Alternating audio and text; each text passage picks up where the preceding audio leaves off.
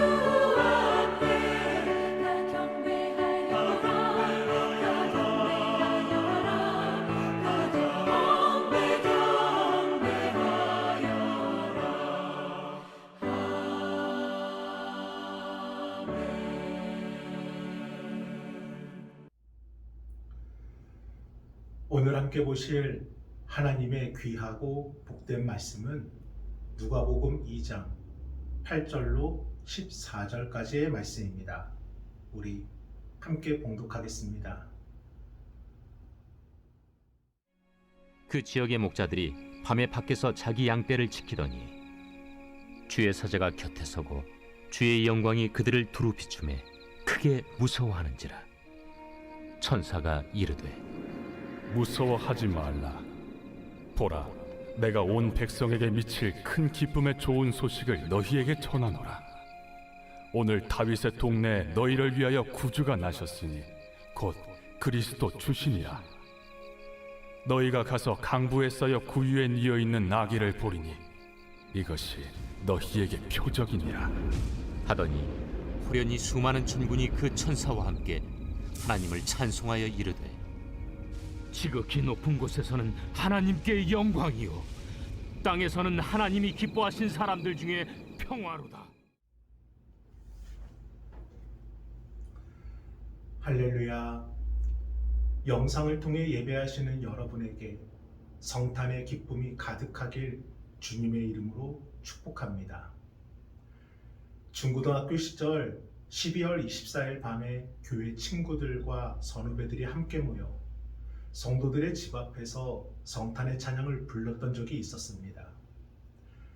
24일 밤에 성탄 축하 공연을 준비하고 보여드린 것도 흥미로웠고 그날 친구들과 밤새도록 교회에 모여 함께 있던 것도 재미있었지만 이 좁은 골목길에서 추위에 떨며 옹기종기 모여 성탄의 찬양을 부를 때의 그 감동은 참으로 특별한 의미로 다가왔습니다.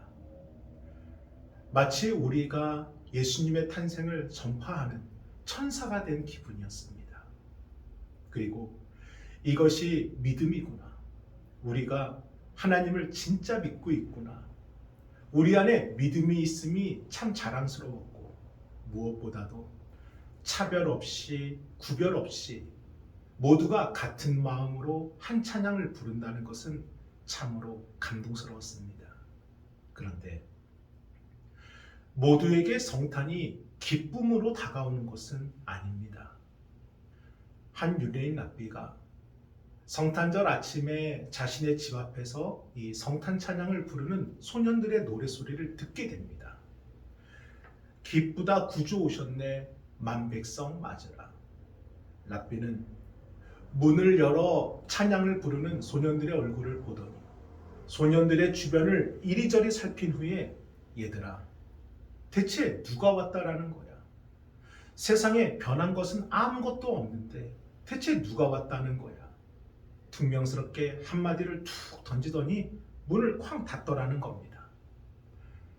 랍비의 말은 2000년 전 메시아가 정말 이 땅에 왔다면 세상은 반드시 바뀌어 있어야 하지만 그때나 지금이나 세상은 바뀌지 않았고 그러니 메시아는 아직 이 땅에 오시지 않았다는 거예요. 그러면 유대인 랍비만 이러한 생각과 마음을 갖고 있을까?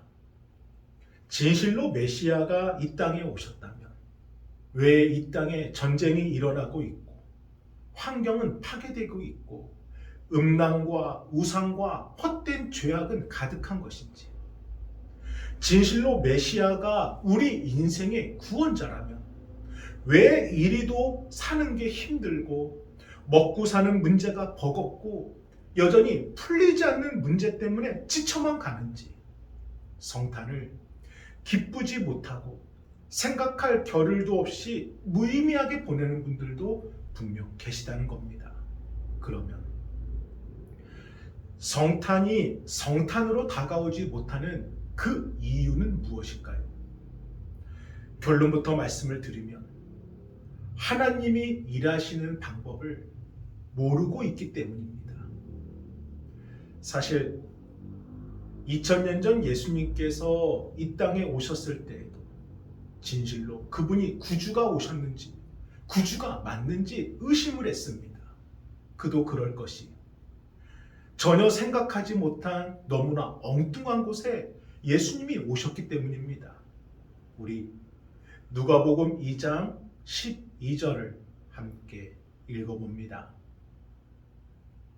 너희가 가서 강보에 쌓여 구유에 뉘어 있는 아기를 보리니 이것이 너희에게 표적이니라 하더니 아멘. 이것이 너희에게 표적이니라. 하나님의 나라가 이 땅에 임하였다라는 확실한 증거. 하나님의 아들이 구세주로 이 땅에 오셨다는 분명한 증거.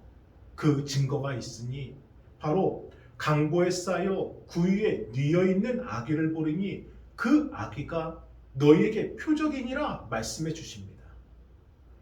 강보는 포대기입니다. 구유는 말과 소가 여물을 먹는 여물통이에요. 세상에 이제 막 태어난 핏덩이가 강보, 낡은 포대기에 쌓여 구유, 지저분하고 누추한 여물통에 뉘어 있는 것을 볼 것인데 바로 그 아기가 하나님의 아들이 이 땅에 구세주로 오셨다는 증거라는 것을 지금 말하는 겁니다. 여러분, 상식적으로 생각해 보시길 바랍니다. 신생아가 포대기에 쌓여 여물통에 누워 있는 것을 본다면 이 아기가 다윗의 자손으로 만왕의 왕으로 이 땅에 오신 증거라면 과연 누가 믿어지겠습니까? 어떤 누구도 믿기 힘듭니다. 아니, 인정하고 싶지 않을 것입니다. 나를 위해, 우리를 위해 구세주가 오셨는데 이런 모습으로 이렇게 오시다니. 그때 그 모습과 상황을 본다면 기가 차서 말도 안 나오고 어이도 없는 겁니다. 더욱이 다윗의 자손이라면 당연히 왕궁에서 화려하게 태어나셔야지요. 아니, 그 정도는 아니더라도 상식적으로 이해가 되어야지요. 어떻게 이런 곳에서 가난한 사람들도 이렇게 아이를 낳지 않을 것인데 대체 어디를 보고 그렇게 태어난 아기가 나를 위한, 우리를 위한 구세주가 증거라고 되는 것인지. 지금도 그렇지만 당시에도 이 성탄의 사실은 결코 쉽게 받아들여지지 않았습니다. 우리 요한복음 1장 46절을 함께 읽어봅니다. 나다나엘이 이르되 나사렛에서 무슨 선한 것이 날 수 있느냐. 빌립이 이르되 와서 보라 하니라. 아멘. 나다나엘은 당시 하나님을 사랑했던 신실한 사람이며 율법을 공부했던 전통 유대인임에도 이 나사렛, 그 작고 허름한 동네 평판만으로도 어떻게 구주가 그런 동네에서 나시겠느냐 반문을 합니다. 눈에 보이는 것만으로도 구주가 나셨음을 받아들이지 못하는 거예요. 그런데 이렇게 전혀 생각하지도 못한 너무나 엉뚱한 모습으로 예수님이 이 땅에 오셨음에도 그 속에는 하나님이 일하시는 본질적인 방법이 숨겨져 있습니다. 그 첫 번째는 하나님의 일은 은밀하고 조용하게 시작됩니다. 화려하고 시끄럽고 요란스럽게 시작하는 것은 하나님의 방법이 아니에요. 마치 농부가 새벽에 나가 밭에 씨앗을 하나 심듯이, 그래서 누가 언제 이 씨앗을 심었는지 알지 못하듯이 조용하고 은밀하게 내밀하게 시작하십니다. 그렇기 때문에 무지한 사람들에게는, 화려한 것을 보고 좋아하는 사람들에게는, 눈에 보이는 것만을 쫓아 의심하는 사람들에게는 이런 예수님의 모습이 결코 표적으로 보이질 않았습니다. 두 번째는 하나님의 일은 참으로 소박합니다. 그래서 초라해 보이기까지 합니다. 마구간 여물통에 누워있는 아기, 세상에 이보다 더 초라한 모습은 없을 것입니다. 살다가 그렇게 살 수는 있어도 이제 막 태어난 아기가 그렇게 밖에는 있을 수 없는 그 모습은 참으로 가엾고 초라할 뿐입니다. 그리고 세 번째, 하나님의 일은 연약해 보이십니다. 메시아가 아기의 모습으로 이 땅에 오셨다는 것 자체도 너무나 유약해 보이지만, 나를 살리시고 우리를 구원하시고 이 땅을 변화시켜야 하실 그 구세주가 돈도 없고 세상적 지위도 없고 인맥도 없고 능력도 없는 그 부모 밑에서 자라야 하고 도움을 받아야 하는 모습은 참으로 연약한 모습으로 밖에 보이지를 않습니다. 그런데 여러분, 하나님은 이렇게 일하십니다. 애굽에서 400년 가까이 노예로 살던 이스라엘 백성들은 고된 노역과 자유가 없는 삶을 한탄하며 하나님께 부르짖었습니다. 주여, 우리를 불쌍히 여기소서, 우리를 구원하여 주소서. 그리고 마침내 하나님께서 그들의 부르짖음을 들으셨다 말씀하시는데, 그렇게 이루어진 하나님의 응답이 무엇입니까? 우리 출애굽기 3장 9절과 10절을 함께 읽어봅니다. 이제 가라. 이스라엘 자손의 부르짖음이 내게 달하고 애굽 사람이 그들을 괴롭히는 학대도 내가 보았으니 이제 내가 너를 바로에게 보내어 너에게 내 백성 이스라엘 자손을 애굽에서 인도하여 내게 하리라. 아멘. 하나님은 모세를 택하여 보내십니다. 영화 어벤져스의 주인공들처럼 어떤 특별한 능력의 사람들을 애굽에 보내신 것이 아닙니다. 하늘을 열어 천사의 군대를 보내신 것도 아니고 엄청난 불벼락을 내려 애굽을 치신 것도 아닙니다. 도망쳐 숨어 지내던, 장인에게 빌부터 돈 한 푼 없이 가난했던, 자신의 몸 하나 건사하기도 버거운 이 80세 노인 모세를 택하여 그를 애굽에 보내십니다. 그런데 그런 초라한 모세를 통해 출애굽이란 대역사를 이루시고 40년 광야길을 걷게 하시고 결국 가나안 땅의 문을 열어주셨습니다. 과연 그 당시 어느 누가 지팡이 하나 들고 서 있는 80세 노인을 통해 그 위대한 하나님의 일이 이루어질 거라 상상조차 했겠습니까? 그처럼 나를 살리시고 우리를 구원하시고 이 땅을 변화시킬 구세주가 낡은 포대기에 쌓여 더럽고 초라한 구유퉁에 누워 계신 아기의 모습으로 오셨다는 것은 당시 어떤 누구에게도 인정받을 수 없는, 인정할 수 없는 일이었습니다. 하지만 하나님은 그렇게 일하십니다. 가난에 찌들어 하루 먹고 사는 것이 문제였던, 남들처럼 무엇 하나 누리지 못하던 어떤 한 가정이 있었습니다. 남편은 삶을 비관하여 결국 술 마시고 자살을 했고, 아내는 이 가난한 형편과 자살로 떠난 남편 때문에 받은 그 상처의 마음도 가누지 못한 채 5명의 자녀들을 힘겹게 홀로 악착같이 버티며 키워냈습니다. 그렇게 산 세월 어찌 그 몸이 온전할 수 있겠습니까? 당장 오늘이라도 쓰러진다 해도 이상할 것 하나 없는 여인은 어느새 중년이 되었습니다. 그리고 어느 날 동네를 이렇게 지나가는데 저 멀리서 정오를 알리는 교회 종소리가 들린다는 거예요. 그런데 이상하게 그날 그 종소리가 마치 자신을 부르는 소리처럼 들리더라는 겁니다. 그러면서 마치 누가 자신을 끌어당기듯이 교회 예배당에 들어갔는데 아무도 없이 조용하다는 거예요. 홀로 의자에 앉아 앞에 걸려있는 십자가를 지그시 바라보는데 여인은 이유를 알 수도 없이 그저 눈물을 뚝뚝 떨구는 겁니다. 그리고는 단 한 번도 만나지 못한, 삶이 너무나 힘겨워 한 번도 알고 싶지도 않았던 그 막연한 하나님께 기도를 하기 시작합니다. 옆집에 살던 이웃 여자가 간간히 말해주던 기도하면 하나님이 들어주셔, 그 말이 떠올랐다는 거예요. 그러면서 하나님, 너무 힘듭니다. 사는 게 왜 이리 힘듭니까? 제발 우리 가정 좀 지켜주시고 우리 자녀들 좀 돌봐주십시오라고요.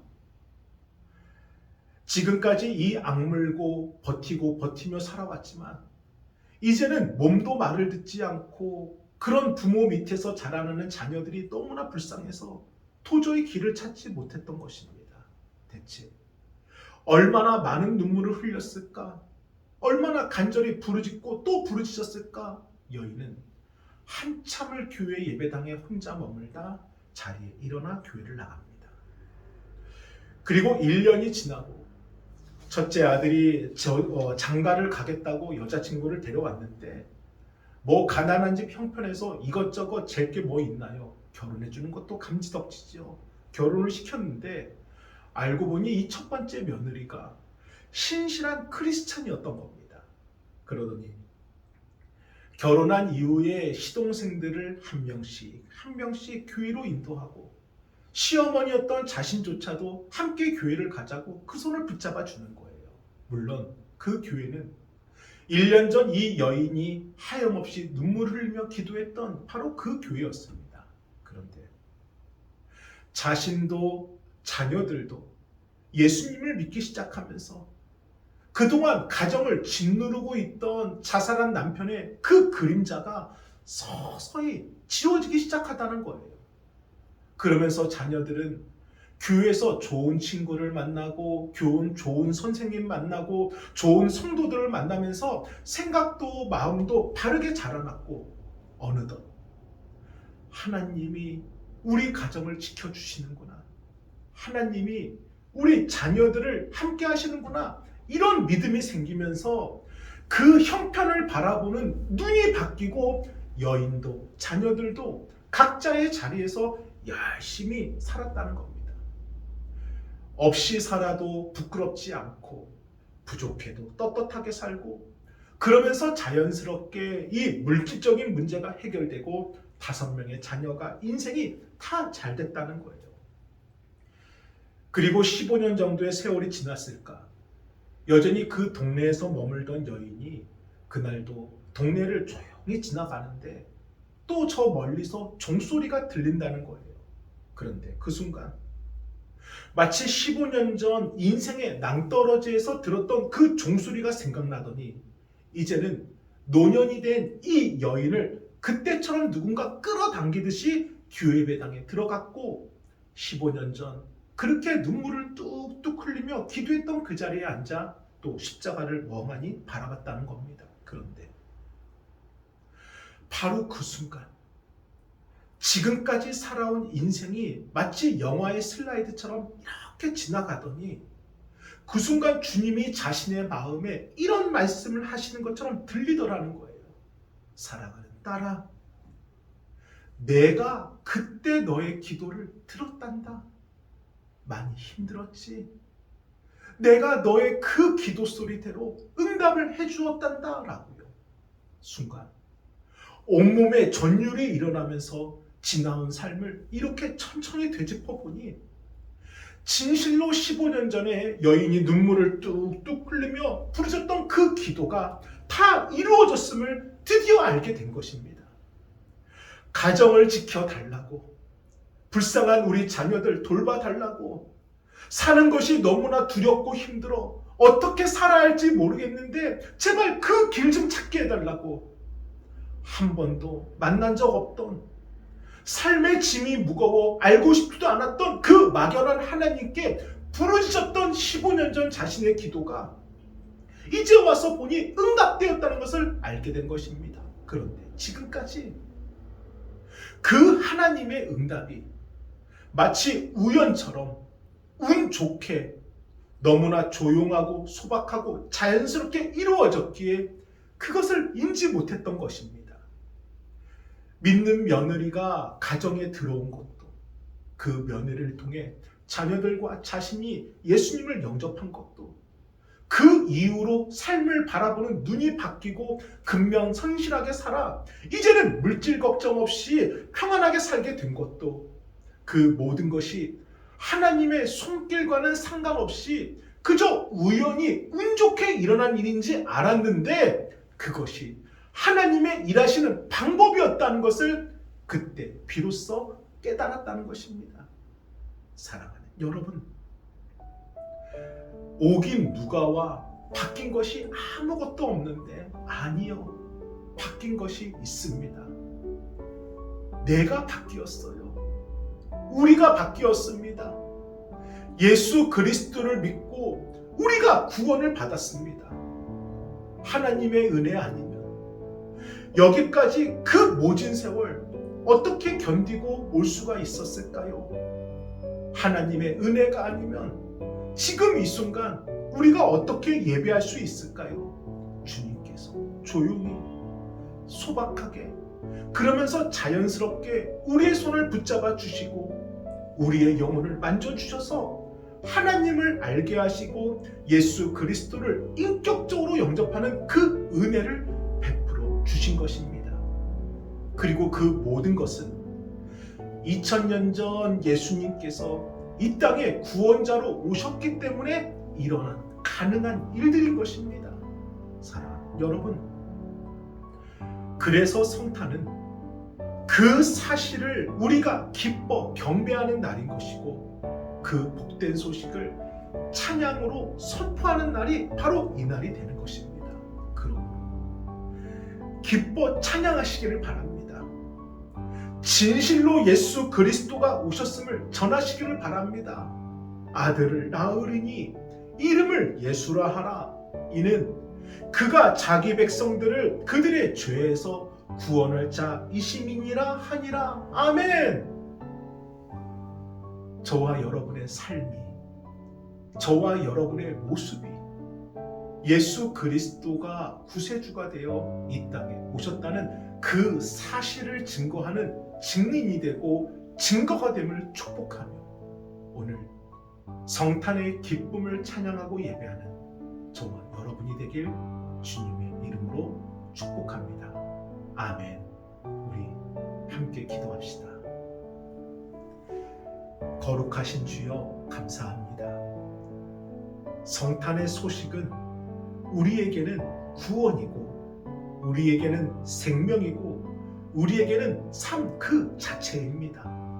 저희가 예수 그리스도를 믿어 구원받았다는 사실, 오늘도 하나님께 예배하고 있다는 사실, 이 모든 것이 하나님의 은혜이고 예수님이 이 땅에 오셨다는 증거이오니 주여 성탄의 기쁨이 축복이 되게 인도하여 주옵소서. 아버지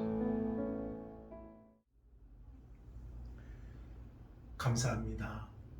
정성껏 준비하신 예물을 하나님께 드리겠습니다.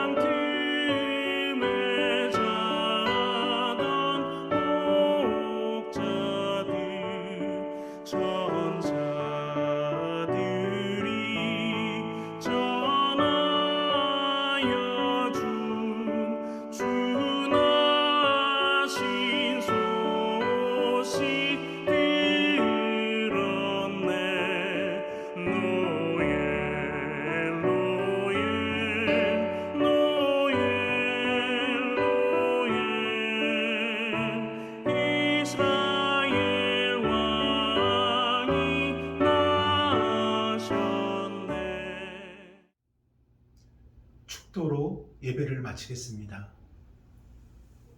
이제는 우리 주 예수 그리스도의 은혜와 하나님의 그 크신 사랑하심과 성령님의 감화감동 역사하심이 성탄을 축복하고 성탄의 소식을 전하는 우리 성도들 위해 이제로부터 영원토록 함께 하시길 간절히 축원하옵나이다.